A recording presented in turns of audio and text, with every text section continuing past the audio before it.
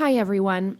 I'm Allison, and I can confidently say I am a 16-year-old who has a very deep understanding about life.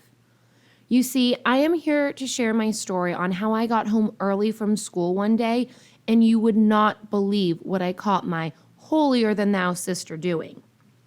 First things first, I come from a deeply conservative family.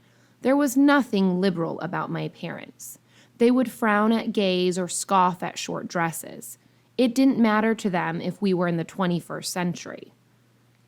It wasn't even my parents that got on my nerves the most. It was my elder sister, Sarah. We were pretty tight while growing up, but the more I got bashed for going against the conservative lifestyle of my parents, the more she did things to get praises. Sarah would be the first to get into the car for church. She'd be the first to cuss at gays and trans when they show up on the news. The point is, I expected her to be on my side. We both understand how the 21st century works, and it is shocking she is taking sides with my parents. She was their golden girl. On Friday morning, I got dressed for school and headed down for breakfast. I couldn't eat much the previous night since my head was full with my biology assignment. "Good morning, everyone," I greeted. "You know you can't leave the house this way. And who got such a skimpy gown for you, young lady?" my mother said. "I got it myself, and although I'd love to chit-chat, I'm almost late for school."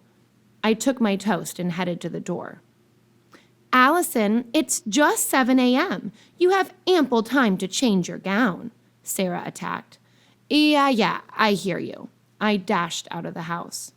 My stomach ached while I was at school, and by the fourth period, I asked for permission to use the ladies' room. I checked and found out I was on my period already. I headed to the sick bay and laid there for a while, but the pain was unbearable. The nurse wrote a note for me. It was my pass to go home and get some rest. I didn't expect anyone to be home, so I easily used my key and entered the house. I could hear soft music playing and was trying to figure out where it could be coming from. Did Sarah leave her music player on again? But the song didn't sound like what Sarah would play. I headed towards the stairs, and as I gently climbed, I could hear voices. "So when will you come out to your folks?" a female voice said. "I really don't know, babe. It's hard when it comes to them." That was definitely Sarah's voice. But where was she coming out to? I was lost. Luckily, the room door was open, and I could see clearly. My mouth fell open when I saw Sarah with a stick of cigar, putting on just a bra and a short with her best friend Blair, giving her light pecks. I was too shocked, and I didn't know when my bag fell and made a thud sound. Sarah stopped talking and turned to me. "Oh shit," she gasped. I turned my back and walked straight to my room. She was coming behind me. "Allison, I can explain what you just saw." "Explain? Why are you explaining to me? Save your words for Mom and Dad." "Allison, please. You know you can't tell them." "I wasn't going to tell them. You should." "But Allison, we can talk this over and no one has to find out." "How exactly, Sarah?" "But why are you mad at me?" "Why am I mad at you? You are really asking me that? When did you ever stand up for me against Mom and Dad? Now guess who smokes and even lesbian?" "I understand your anger, but come on. I didn't know what to do. They already saw me as a conservative person, and it was just right to bash me alongside them when I didn't do anything."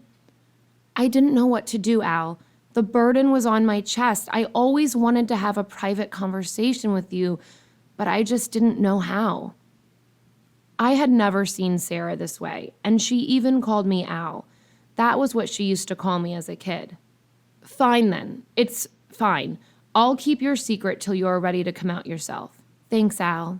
She hugged me unexpectedly. Why didn't I ever see Sarah that way?